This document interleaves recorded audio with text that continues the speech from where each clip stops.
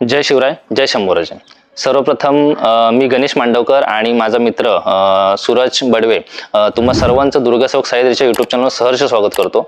आज आपण एक आगळी वेगळी अशी एक व्हिडिओ घेऊन येतोय ज्याच्यामध्ये तुम्हाला छत्रपती शिवाजी महाराजांचा जो राजधानी होती, स्वराज्याची जी आपली राजधानी होती ती दुर्गेश्वर श्रीमान रायगड याच्या पायथ्याशी असलेली रायगडवाडी ह्या गावाबद्दल तुम्हाला खूप कमी जणांना माहिती आहे। तुम्ही जस्ट फक्त नाव ऐकलं असेल, पण त्या गावामध्ये एक खूप महत्त्वाची अशी घटना घडली होती।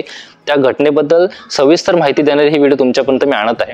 आणि ह्याच घटनेची जी सुरुवात झाली, ही रायगडवाडीच्या घटनेची सुरुवात झाली ही जंजिराच्या सिद्धीपासून झाली। म्हणजेच आत्ताचा जो आहे त्याला जजिरा आपण असं म्हणतो, त्याचा अपभ्रंश होऊन त्याला आता जंजिरा म्हटलं जातं।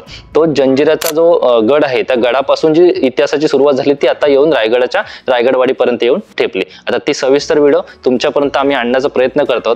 परंतु सर्वप्रथम तुम्ही जर आपल्या चॅनलला सबस्क्राईब केलं नसेल तर सर्वप्रथम तुम्ही आपल्या दुर्गासेवक सह्याद्रीच्या यूट्यूब चॅनलला सबस्क्राईब करून बेल आयकॉनचं बटन दाबा। त्याचमुळे तुमच्यापर्यंत असे नवनवीन व्हिडिओज आणि स्पेशली रायगडाच्या परिसरात घडणारे जे नवनवीन इतिहास आहे, जो इतिहास तुमच्यापर्यंत अजूनपर्यंत कोणी पोहोचवला नाही तो तुमच्यापर्यंत पोहोचवण्याचा मी प्रयत्न करत आहे। आणि हा जो इतिहास आहे तो असंच न सांगता त्याच्यावर मी अभ्यास करून आणि स्पेशली ज्येष्ठ इतिहासकार, इतिहास संशोधक श्री आप्पा परब यांनी लिहिले जे पुस्तक आहेत रायगड या गडासंबंधित, ह्या दुर्गराज रायगड या स्वराज्याच्या गडासंबंधित जी अनेक पुस्तकं लिहिली, त्यांनी 14 ते 15 अशी पुस्तकं लिहिली असेल।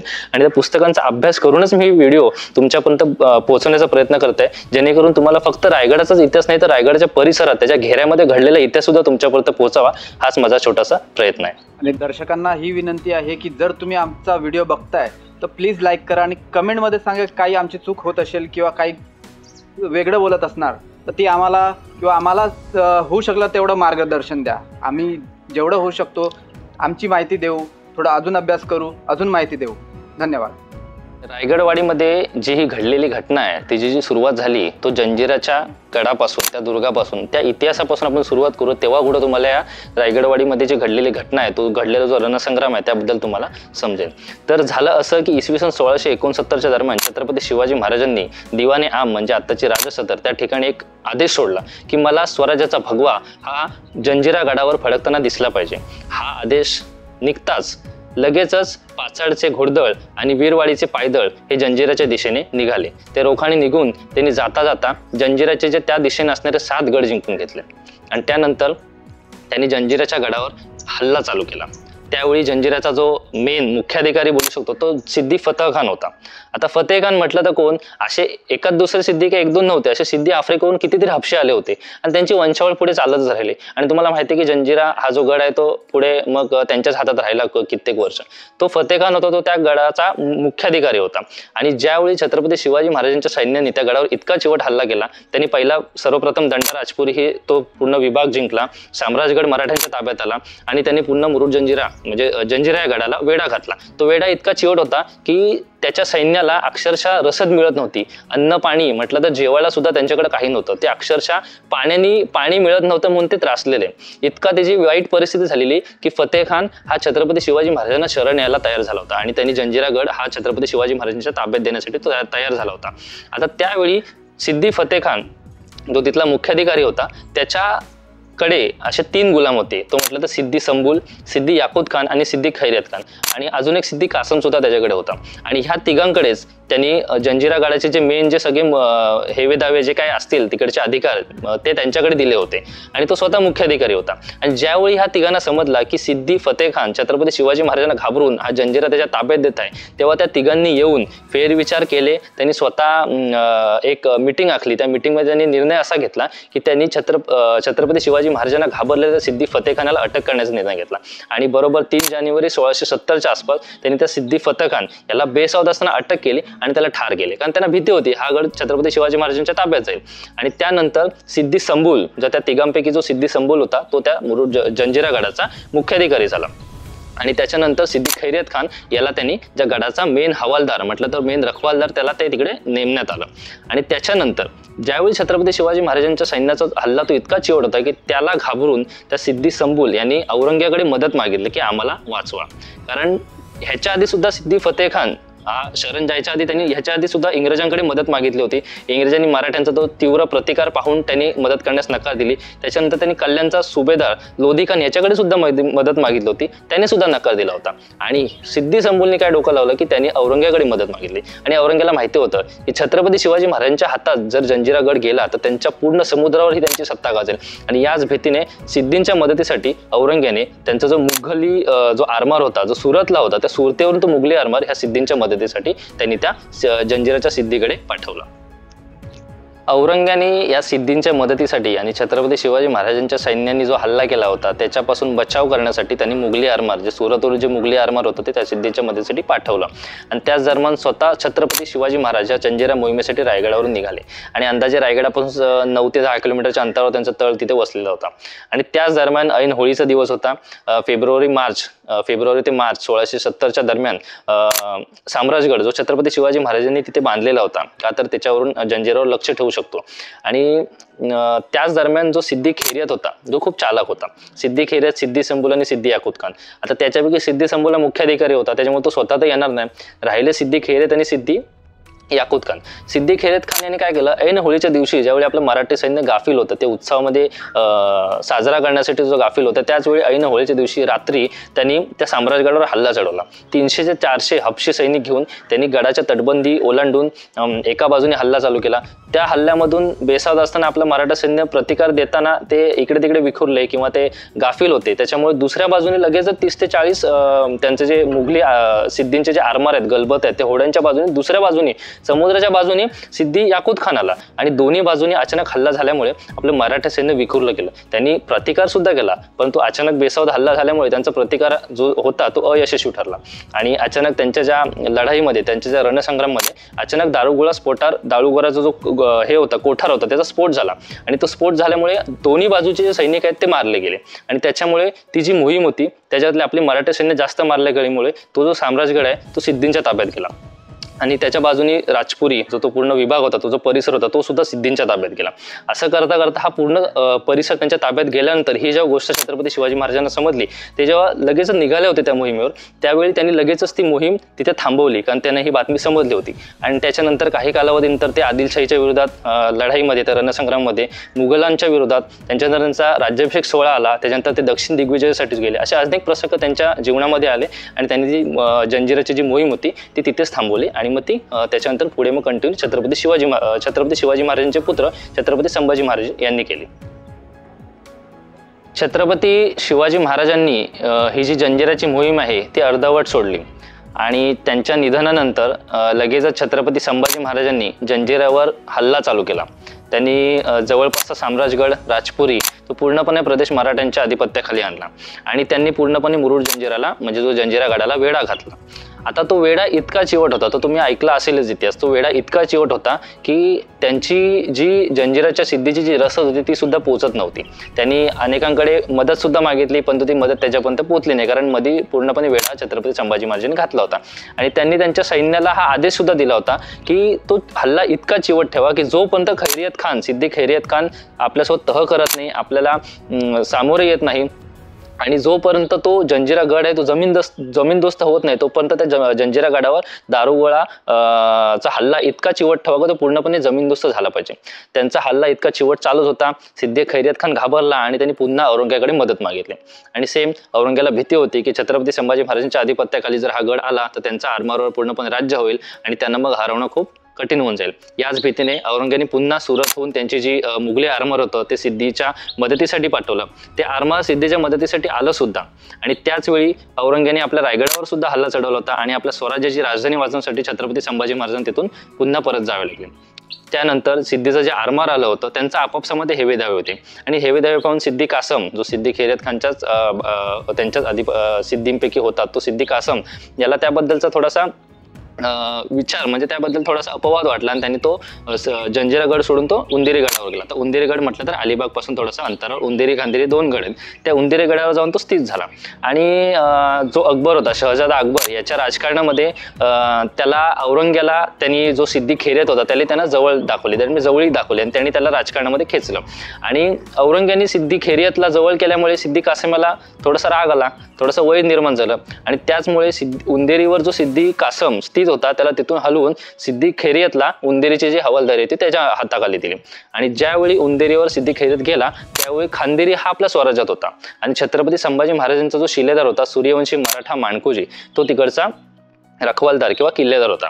आणि तो जो खांदेरी जो गड आहे तो जिंकण्यासाठी सिद्दी खैरियतनी त्यांनी त्या किल्लेदाराला लाच सुद्धा दिली आणि ती लाच जे आपले किल्लेदार जो होते छत्रपती शिवाजी महाराजांचा शिलेदार ते त्यांनी फेटाळून लावले, कारण ते कट्टर आपले मराठा होते आणि छत्रपती शिवाजी महाराजांचे भक्त होते आणि मावळे होते. त्यांनी ती लाच फेटाळून झाल्यानंतर तो खांदेरी गड आपल्या ताब्यात येणार नाही आणि त्यानंतर तो मग राजापूरच्या दिशेने त्या दिशेने तिकडची जी काही मोहीम होती त्या दिशेने औरंगजेबाच्या मोहिमेवर तो सिद्दी खैरियत निघून गेला. आणि त्यानंतर 11 मार्च 1689च्या आसपास छत्रपती संभाजी महाराजांना औरंगजेबाने दगाफटक्याने पकडलं आणि त्यांची हत्या केली.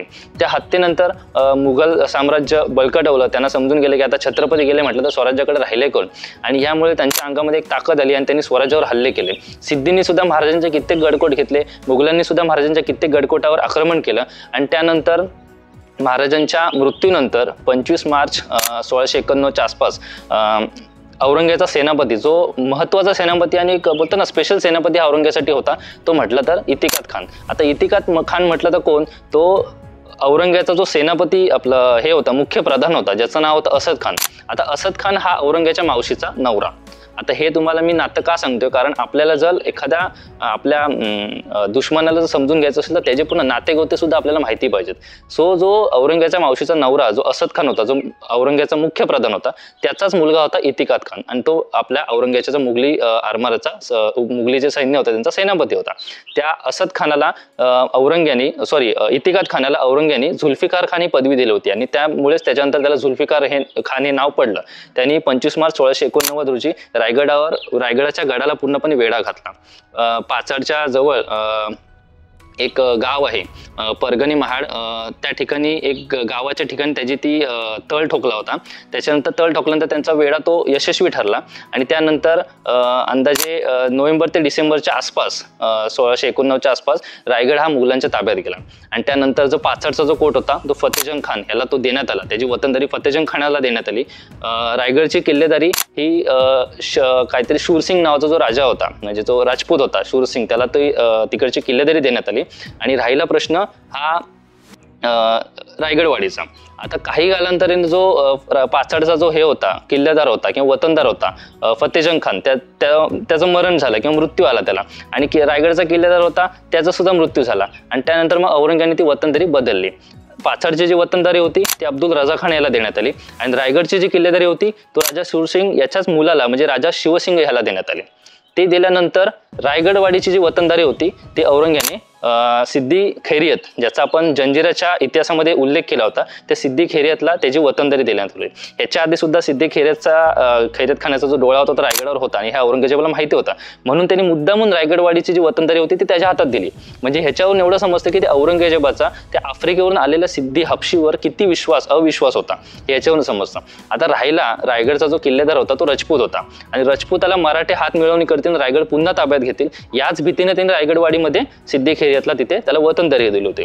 ज्यावेळी त्याला वतनदारी दिली त्या वतनदारी दिल्यानंतर लगेचच त्यांनी तिथे रायगडवाडीमध्ये भव्य दिव्य असा त्याचा कोट बांधला, ज्याला तिकडचे लोक खैरियत खानाचा कोट असं सुद्धा बोलू लागले. आता तो कोटाचे अवशेष तुम्हाला आत्ता सुद्धा पाहायला मिळतील. आत्ता सुद्धा तुम्ही रायगडवाडीच्या परिसरात गेला तिथे एक शिवकालीन विहीर सुद्धा पाहायला मिळेल, त्याच्याच बाजूला त्याचा कोट सुद्धा पाहायला मिळेल, परंतु तो पूर्णपणे आता वाईट परिस्थितीमध्ये. तिथे तुम्हाला तटबंदी पाहायला मिळतील, बुरुजाचे अवशेष पाहायला मिळतील, काही त्या काळातल्या तोफा, त्या काळातल्या त्यांच्या सिद्धींच्या जे कोण असतील परिवारातल्या त्यांच्या कबरी सुद्धा तो पाहायला मिळतील. परंतु रायगडवाडीमध्ये अशा प्रकारचा भव्य दिव्य कोट होता हे खूप कमी जणांना माहिती आहे आणि ह्याच कोटाबद्दलची माहिती मी तुमच्यापर्यंत पोहोचवण्याचा प्रयत्न करत आहे. सिद्दी खैरियत खानाला ज्यावेळी रायगडवाडीची वतनदारी भेटली तेव्हा तुम्हाला सांगितल्याप्रमाणे त्यांनी स्वतःसाठी एक भव्य दिव्य असा कोट बांधला ज्याचे आत्ता फक्त अवशेष तुम्हाला पाहायला मिळतील. आणि काही कालांतराने त्याचा मृत्यू सुद्धा झाला आणि पुढे फेब्रुवारी 1707च्या आसपास 20 फेब्रुवारी 1707च्या आसपास औरंगजेबाचा तडफडून मृत्यू झाला. आणि त्याला तुम्हाला माहितीच आहे की त्याला अक्षरशः शेवटला वाटलं की जर छत्रपती संभाजी महाराजांसारखा पुत्र जर मला असता तर मी जाता जाता माझी जे ही पूर्णपणे जे राज्य आहे माझे जे पूर्णचं मुघली राज्य ते त्याच्या हातात सोपून गेलो असतो. परंतु त्याचं बिचाराचं नशीब एवढं फुटकं होतं की त्याचे जेवढे मुलं जन्माला आली ती त्याच्या कोणत्याही कामाचे नव्हते. एका मुलानं तर त्याच्या विरोधात त्यांनी पूर्णपणे बंड पुकारला होता आणि एक मुलगा तर कुठल्याही कामाचा नव्हता, तो फक्त ऐशो आरामासाठी जन्माला आला होता. त्याच्या औरंगजेबाच्या मृत्यूनंतर मुघली सैन्य जे मराठा प्रदेशामध्ये होते ते हळूहळू आपल्या दिल्लीकडे जाण्यासाठी त्यांनी ठरवलं, म्हणजे ते पूर्णपणे त्यांचा तळ घेऊन ते दिल्लीकडे जाण्यासाठी त्यांनी ठरवलं. त्याचप्रमाणे जो रायगडचा किल्लेदार होता, तत्कालीन जो किल्लेदार होता राजा शिवसिंग, त्यांनी सुद्धा आपला तळ पुण्याच्या दिशेने, ज्या दिशेने पुण्याच्या दिशेने जे मुघली तळ होता त्या दिशेने जाण्याचं त्यांनी ठरवलं. आणि त्यावेळी जाताना त्यांनी ऑफकोर्स औरंगजेबाच्या गुलामी होता, म्हणजे औरंगजेबाचा गुलाम होता, त्याच्यामुळे त्यांनी जाताना ती जी पूर्ण रायगडची किल्लेदारी होती ती सिद्दी याकूत खान याच्या हातात दिली. आणि सिद्दी याकूत खान याने सुद्धा त्याचा जो मार्ग होता, पुण्याच्या दिशेने जाण्याचा मुघली मार्ग होता, तो सुद्धा त्यांनी क्लिअर करून त्याला पुढे जाण्यासाठी त्यांनी प्रयत्न किंवा त्यांनी मदत केला. आणि त्यानंतर काही कालांतराने अंदाजे जर आपण विचार करायला गेलो तरी अंदाजे 25 वर्ष महाराजांच्या, छत्रपती संभाजी महाराजांच्या मृत्यूनंतर अंदाजे 25 वर्ष हा जो गड आहे तो पूर्णपणे मुघलांच्या ताब्यात होता, म्हणजे सिद्धींच्या ताब्यात होता. सिद्धी म्हटलं तर मुघलांचे गुलाम होते. सिद्धींच्या ताब्यात नंतर 25 वर्ष हा गड गेल्यानंतर फेब्रुवारी 1733च्या आसपास सिद्दी याकूत खान नंतर सिद्दी रसूल हा या गडाचा सत्ताधिकारी किंवा आपण गडाचा जो मुख्य अधिकारी झाला, म्हणजे रायगडचा आणि रायगडाच्या परिसराचा तो मुख्य अधिकारी झाल्यानंतर त्याचं सुद्धा काही वेळाने मरण झालं किंवा त्याचा सुद्धा काही वेळाने मृत्यू झाला. आणि त्याला एकूण 6 मुलं होते आणि 6 मुलांपैकी सिद्दी अंबर तो या गडाचा मुख्य अधिकारी झाला. सिद्दी अंबर मुख्य अधिकारी झाल्यानंतर लगेचच 5 जून 1733च्या आसपास छत्रपती शाहू महाराजांनी आपल्या प्रतिनिधींना आज्ञा दिली की रायगड हा आपल्या स्वराज्यात पुन्हा दाखल करा. आणि त्या आज्ञेप्रमाणे स्वराज्यातला रायगड हा सिद्धीकडून हिसकावून घेऊन हा स्वराज्यात दाखल झाला. आणि त्यावेळी सिद्दी अंबर जंजिराकडे होता. ज्यावेळी त्याला ही बातमी समजली त्यावेळी त्यांनी लगेचच त्यांची हबशी सैन्याची जी पूर्ण तुकडी घेऊन रायगडच्या दिशेने हल्ला चढवला. हळूहळू करून त्यांनी गोरेगाव, पाचाड असे पूर्णपणे कोट घेत त्यांनी रायगडवाडी सुद्धा जिंकली आणि रायगड त्याच्या पूर्णपणे ताब्यात गेला. आता ज्यावेळी तो ताब्यात गेला त्यावेळी तो पुन्हा ज्यावेळी सिद्दी खैरेत खानाने तो जो कोट बांधला होता स्वतःसाठी त्या कोटामध्ये जाऊन तो स्थित झाला. ही बातमी डिसेंबरच्या अखेरपर्यंत 1733च्या अखेरपर्यंत छत्रपती शाहू महाराजांना साताऱ्यात समजली. बातमी समजता छत्रपती शाहू महाराजांनी विशाळगडचे जे प्रतिनिधी होते त्यांना विनवणी केली की तुम्ही हा गड पुन्हा स्वराज्यात दाखल करा. आणि त्या पंतप्रतिनिधींनी त्यांना काय सांगितलं की तुम्ही आम्हाला दर साल 40,000 रुपये द्या, तेव्हा आम्ही कुठं हा रायगड राखतो आणि त्यावेळी तिथे आपलं सैन्य असतो. त्यावेळी छत्रपती शाहू महाराजांनी सांगितलं की तुम्ही जर गड सुद्धा घेताय प्लस आमच्याकडून पैसे सुद्धा मागताय त्यापेक्षा ही जे पूर्णपणे मोहीम आहे ती आम्ही स्वतः फते करू. त्याचप्रमाणे लगेचच छत्रपती शाहू महाराजांनी चिमाजी अप्पा आणि पेशवे यांना आदेश सोडला की आपल्याला स्वराज्याचा हा जो राजधानी आहे ते आपल्या स्वराज्यात पुन्हा दाखल करायचे. आणि त्यांच्या आज्ञेप्रमाणे चिमाजी अप्पा आणि बाजीराव पेशवे यांनी पुन्हा एक रणनीती आखली आणि गडावर हल्ला चढवला. गडावर तो हल्ला इतका चिवट होता की सिद्धीचे हबशे आहेत ते अक्षरशः पळून त्यांचा सळोगा पळू झाला.